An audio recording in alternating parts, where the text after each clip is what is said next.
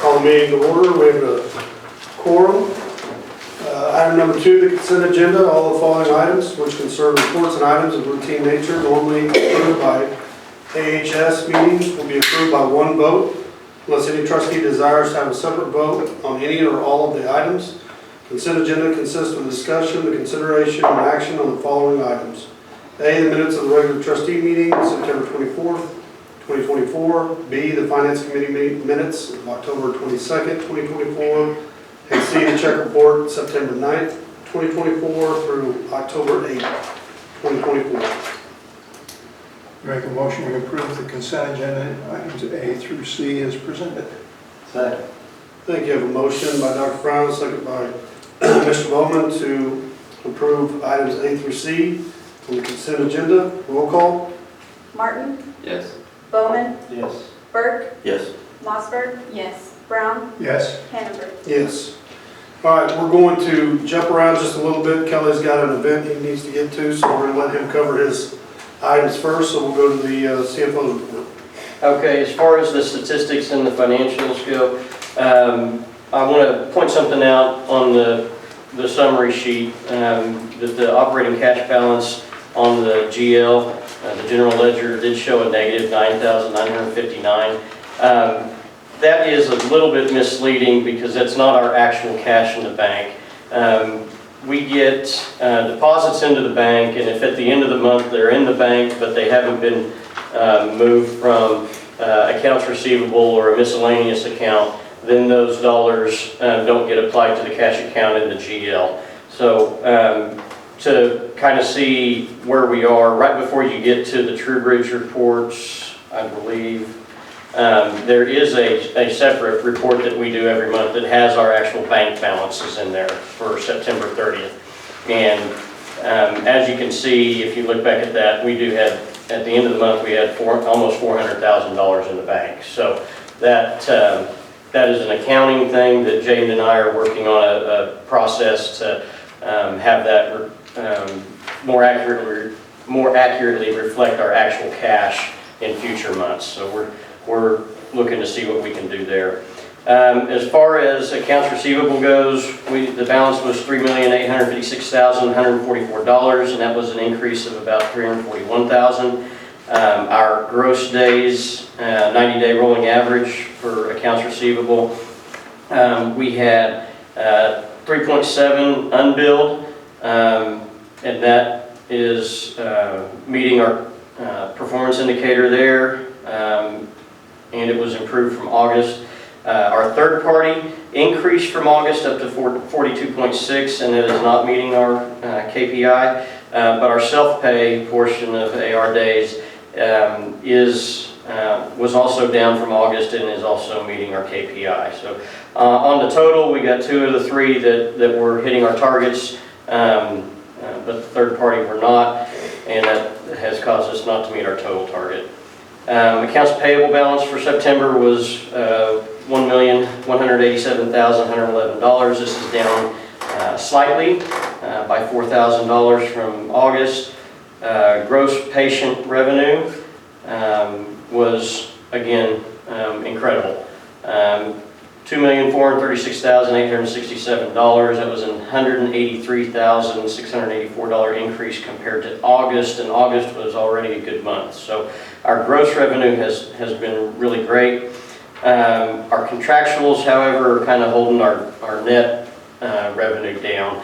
They were 49.4% of gross revenue, and our total net revenue was $1,182,994, which was still an increase over August of $419,000.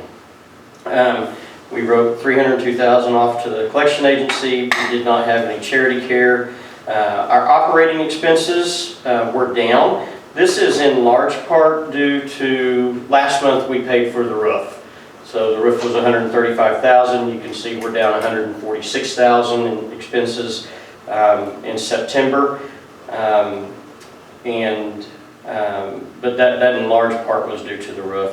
Salaries and wages were also down $26,000 at $543,419, and our net operating loss was $99,609, but with the addition of non-operating revenue and sales tax, our net income for September was $15,391.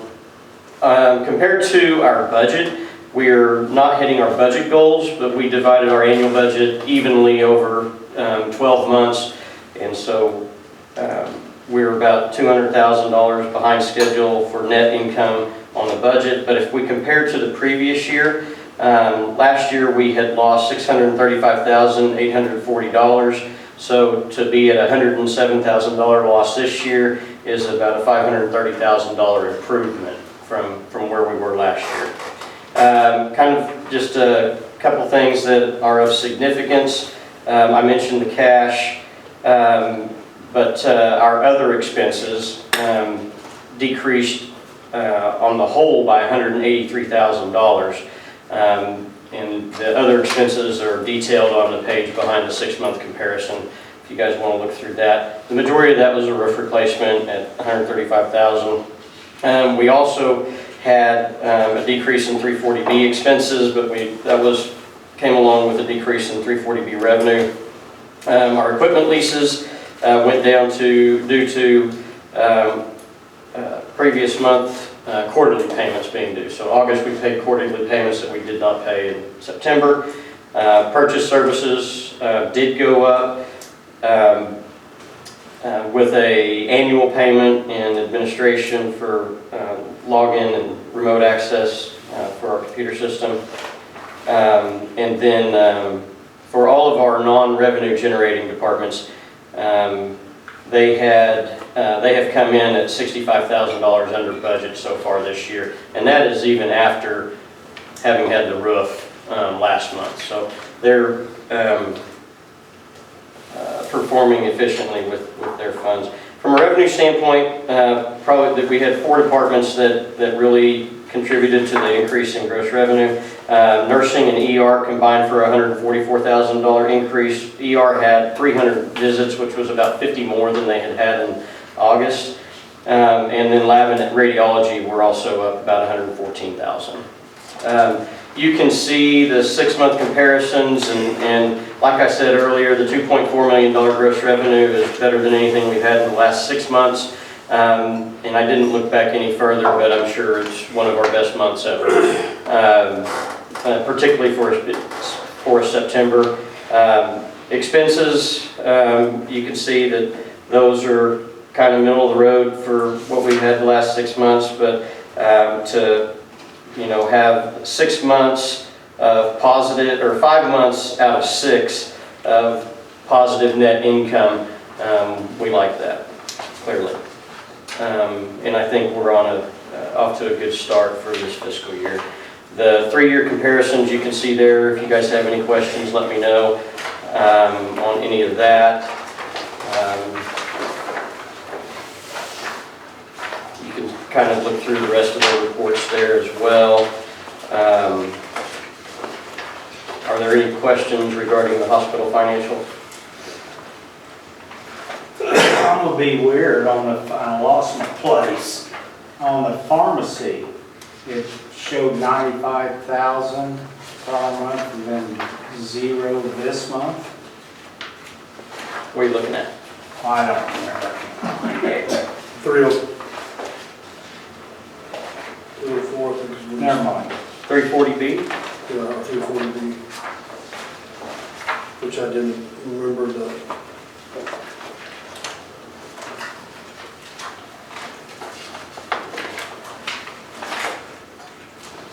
I apologize.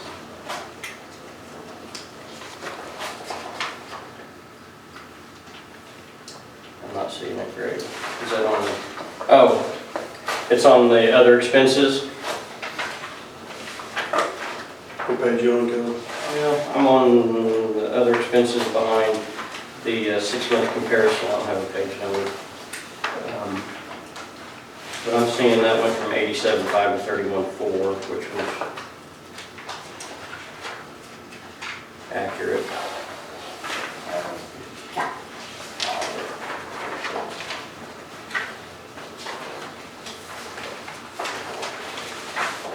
Never mind.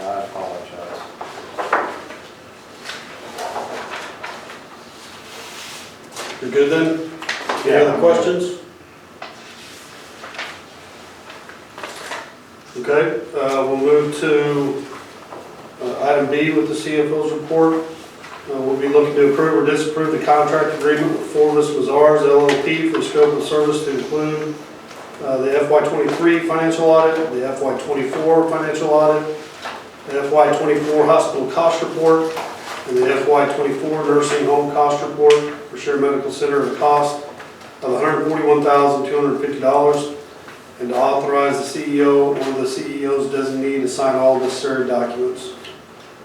So we did not have an audit in 2023, so this quote includes the audit for 2023 and as well as the audit for 2024. The other items that are in here are the cost report, and the cost reports are, Forvis is already working on the cost reports and they're nearly ready to submit. But this is the scope of service that we have here. The dollar amounts are more than what we paid in 2022, but the contract is basically the same as previous, except for it includes 2 years instead of 1 on the audit. Any questions? Do I have a motion? I move that we approve the contract with Fortis Mazars LLP. Second. Okay, I have a motion by Dr. Brown, a second by Mr. Martin to approve the contract agreement for Mazars for the scope of service to include the FY23 financial audit, FY24 financial audit, FY24 hospital cost report, FY24 nursing home cost report for Shared Medical Center at the cost of $141,250, and authorize the CEO or the CEO's designee to sign all necessary documents. Roll call? Burke, Yes. Mossberg, Yes. Brown, Yes. Hannaford, Yes. Martin, Yes. Bowman. Yes. Okay, we will jump to the Shared Convalescent Home report. So for the nursing home, the City of Alva Planning Commission did meet last night to approve the rezoning of the nursing home, or to recommend City Council approval of the rezoning of the nursing home, and that passed unanimously through the Planning Commission. So that'll be on the next City Council agenda. We have sent a request to our attorney for just a final checklist to make sure that we are ready to go when the deal is ready to close. But it is looking like the state's comment period regarding the sale will close on about November 4th, 4th or 5th, somewhere in there. Once that has happened, then the state will probably, from what we're being told by attorneys on both sides, it'll probably be short order, get it authorized, and then December 1st would mark the first day of operations and the transaction date for Beatles at 730 Share Drive. So that's, we were hoping for a November 1st, but that's not going to happen. So December 1st is still within what we prepared for from a budget standpoint, and so we'll keep moving in that direction. As far as the convalescent home financials are concerned, operating cash balance for September was $398,000, about 28 days of operating expenses. Accounts receivable was $952,000. That decreased about $46,000 from August to September. And gross days in AR decreased about 5 days from August to September, and that's at 80.4 days. Accounts payable was $99,864. That's about 10 days of operating expenses. And then gross patient revenue for the nursing home was $242,000, which was a slight decrease, a $7,000 decrease compared to August, which in a month with only 30 days compared to a month with 31 days, it's pretty well even. The average daily census did increase from 31.9 to 32.7. Operating expenses, excluding salaries, benefits, depreciation, was $287,651. That was an increase of $100,415 compared to the prior month. We did have a significant chiller event while it was still warm out, and so we had to bring in a rental chiller and had to have quite a bit of extra labor and repairs during that time. We have filed a claim with our insurance company, and so we are anticipating that we will pay, or will be reimbursed for everything but a $10,000 deductible. So right now we're in the process of getting them all of our invoices, and so we are waiting on some invoices in order to be able to send those in as well. The net operating loss for the nursing home was $108,000, which is almost exactly what the chiller repairs had run for the month. And year to date, the nursing home has a loss of $110,000, almost $111,000, which is a $27,000 improvement from last year. And like I said, the chiller repairs have, really hit the monthly numbers as well as the year-to-date numbers. So the other thing that was significant on the expenses was that we did have 3 staffing invoices from Beatles that hit in the month of September. So, and the majority of the staff right now are contracted through Beatles. So, vast majority of the staff. You'll see that our salaries have if you look back to April, salaries were in the $136,000, $137,000 range, and we've had some months where we've been quite low, but if we're around that $65,000 to $70,000, that's where I expect us to be until this thing sells. And so that's that. Revenue wasn't incredible, wasn't terrible. Expenses were our highest month, but like I said, the chiller is included in there. You can see the year-to-date comparisons, the 6-month comparisons, the other expense comparisons, all in your packet. Are there any questions? Any questions? Hearing none, we'll move on to the homestead report. Homestead has had a good month. They have had some people move in. Their activities programs are going well. They have successfully taken on hospital meals for employees and patients.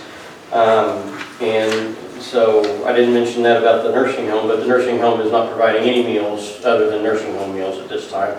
And then the homestead is taking care of the hospital, the Meals on Wheels, the jail meals, all our employees, all that stuff, including the homestead folks. The homestead had $73,813 in revenue, which is a good month. They had $48,402 in expenses, which is a good month.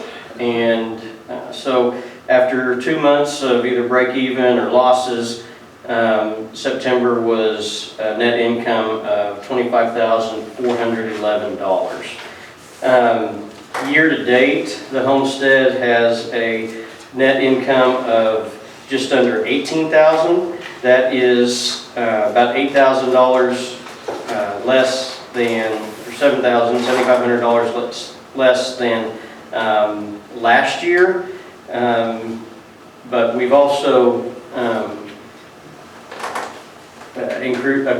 incurred some additional administrative expenses that we've passed on to the homestead that hadn't prior been passed on. Any questions for Kelly on the homestead report? Do you think we can move the expenses from the nursing home to the homestead for that tax year? Yes. Okay. Okay, anything for foundation report? Do not have anything for the foundation. Okay. I think unless there's anything else you got, Thank you. enjoy your event. We'll jump back up to the CEO's report. Candace. All right, well, Senior Life Solutions, our adult mental health program is going great guns. Have you kept track, like how many referrals? Do you know what they're up to? I don't know how many referrals, but they're up to 7. 7 that they've taken. So we're excited. Max 10. Yeah, max is 10 for the program, so we're excited about that. There's been a lot of interest.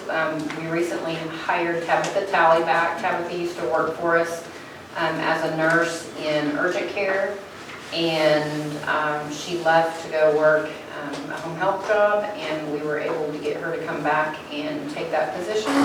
And so they're totally staffed now and going great guns. We're excited about that. Lots of interest in that program. The ambulatory surgical services, going well. Dr. Tupper, Dr. Roberts, continuing to stay busy.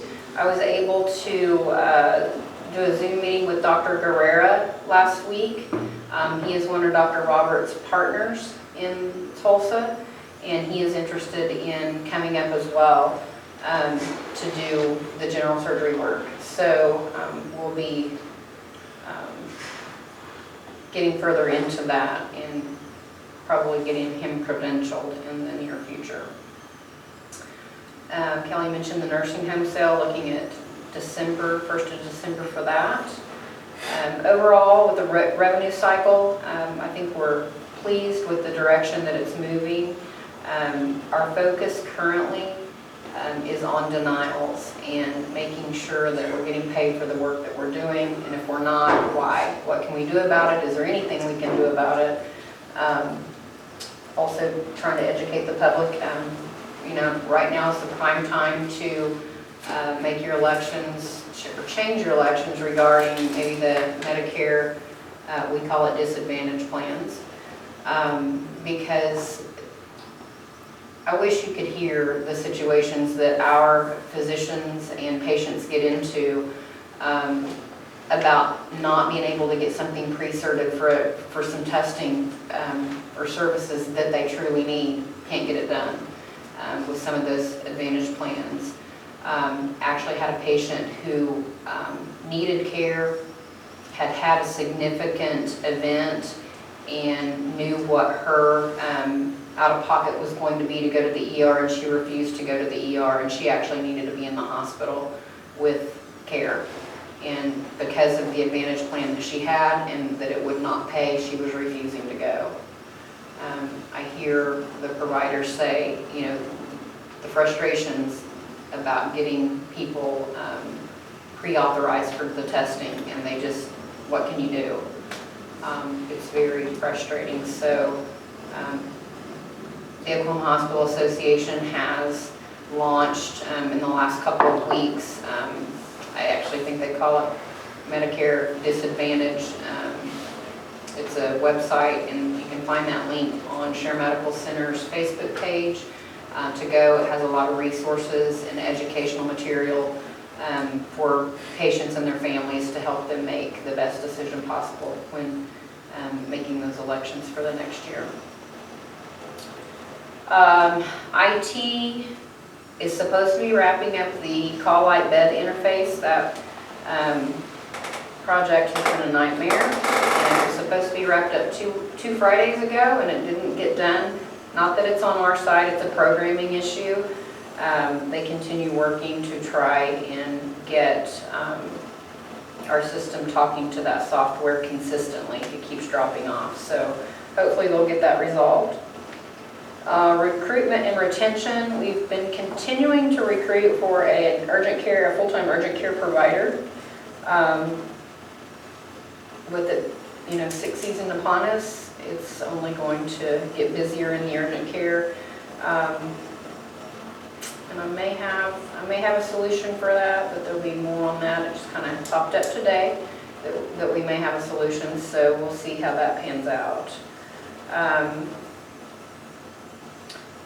last week in huddle, we started talking about recruitment and retention among staff.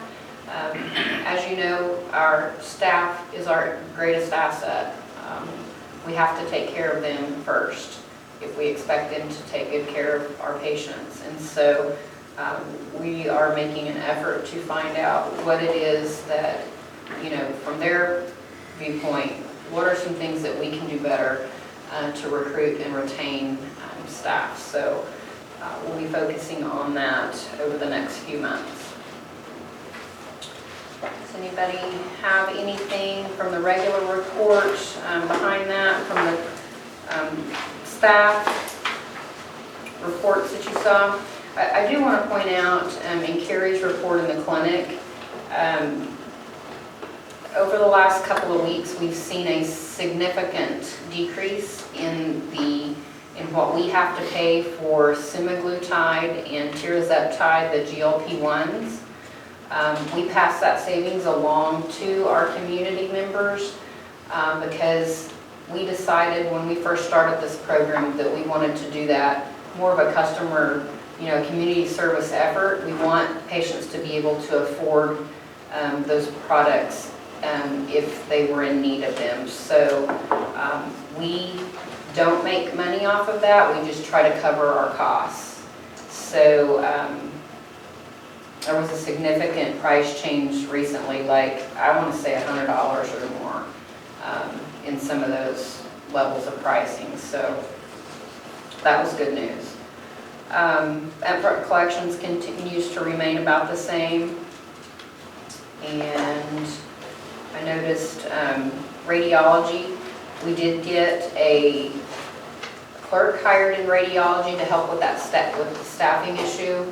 Not that it helps with the tech's job of seeing patients, but it does take some of the burden off of them for scheduling the appointments and doing some of the clerical work so that they can do the hands-on stuff with staff. So I think that has helped having Delia in there.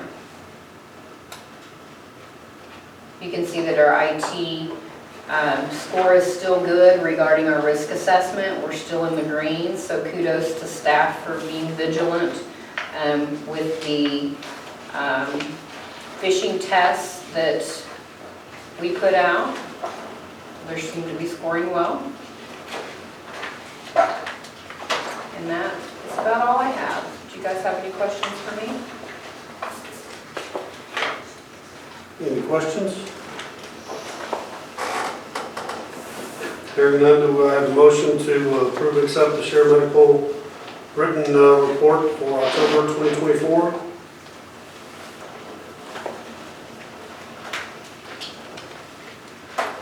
So moved. I'll make a motion to accept the Share Medical Center written report for 2024. Is it September? October 2024. Okay. A motion, do I have a second? Second. Thank you. All right, a motion by Mr. Bowen, second by Dr. Mossberg to approve and accept the Share Medical written report for October 2024. Roll call? Bowman, Yes. Burke, Yes. Mossberg, Yes. Brown, Yes. Hannaford, Yes. Martin. Yes. Okay, we'll move now to medical staff. Dr. Burke. Okay, the medical staff met October 17th, 2024. The medical staff credentialing committee has a couple of item agendas to bring forward. The first one would be the initial appointments to the medical staff. And there's 3 of those. Appointment to courtesy staff, Kristen Denny, APRN Family Medicine, Kimberly Redlick, LPC Behavioral Health, and Scott Baymiller, MD for Psychiatry. Okay, it's a motion from the committee, so do I have a second for that? Second. Thank you. So we have a motion by Dr. Burke, second by Dr. Brown, and we will approve all the following items unless any member desires to have a separate vote on items 5B, 1 through 3, appointment to courtesy staff, Kristen Denny, APRN, Kimberly Redlick, LPC, and Scott Baymiller, MD. Roll call? Mossberg? Yes. Brown? Yes. Hannaford? Yes. Martin? Yes. Bowman? Yes. Burke? Yes. And the second item would be reappointments to medical staff. One's a reappointment to courtesy staff for Brian Cook, DO Emergency Medicine, and the other one's reappointment to allied staff, Gwyneth Holderby, APRN Family Medicine. Okay. We have a motion from the committee, Dr. Burke, to reappoint to courtesy staff Brian Cook, DO, and reappointment to allied staff Gwyneth Holderby, APRN. Do we have a second? Second. Thank you. Again, we will vote on all items with one vote unless any member desires to separate them. Hearing none, roll call? Brown? Yes. Hannaford? Yes. Martin? Yes. Bowman? Yes. Burke? Yes, Mossberg? Yes. Thank you, Doug. that's all I have. Item 6, Poppy. Candace, anything?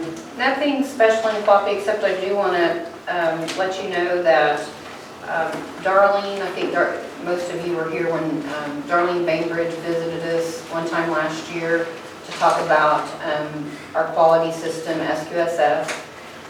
We are one of 2 hospitals that have been chosen to participate in a pilot project with an accreditation company. We're not changing accreditation companies.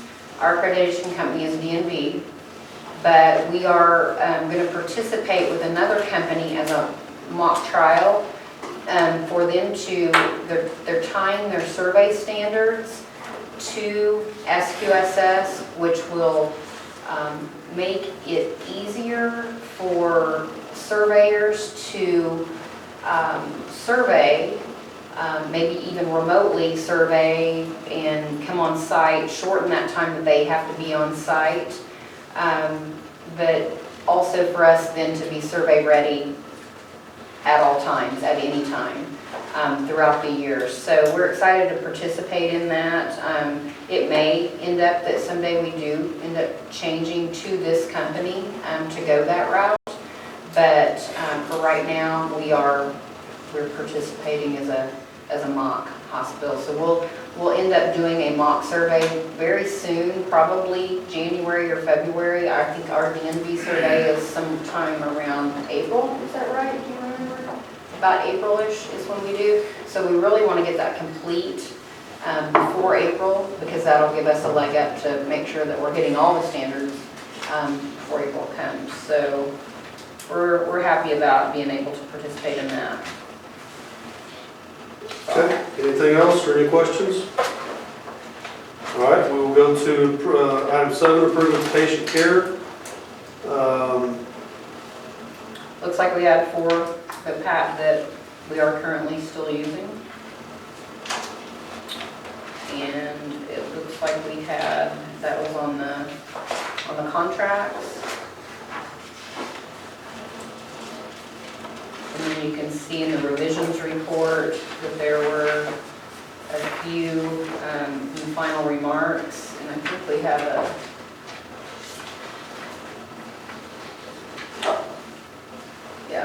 we have a subrogation auto policy that is new. Okay. No, it's changed. The auto policy has changed. There was an update to it.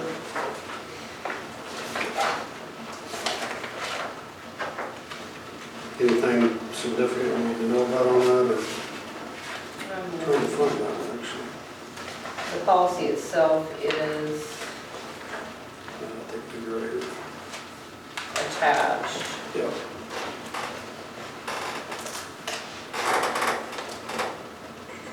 It may just be,